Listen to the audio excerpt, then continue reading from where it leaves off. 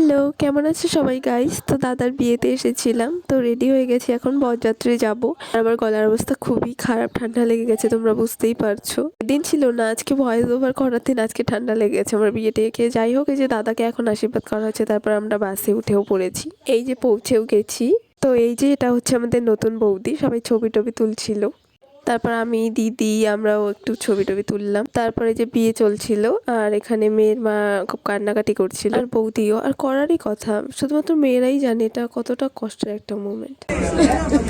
তো যাই হোক, তারপর আমরা চলে গেলাম খাওয়ার ওখানে। ফার্স্টেই দিয়ে দিয়েছিল স্যালাড আর একটা কচুরি, কিসের কচুরি ছিল জানি না, কড়াইশুটির হবে হয়তো। তারপর দিয়ে দিয়েছিল ছোলে বাটোরে, পর দিয়ে দিয়েছিল সাদা ভাত, সাথে ডাল, তারপর বেগুনি ওটা ছিল হয়তো। তারপর ছিল মাছ আর ফ্রাইড রাইস, মাটন এসবও ছিল, কিন্তু আমি খাই না যেহেতু নিই। তারপর ছিল চাটনি, মিষ্টি, এসবও আমি খাইনি। তারপর সবাই নাচানাচি করছিল। তো তোমাদের কেমন লেগেছে?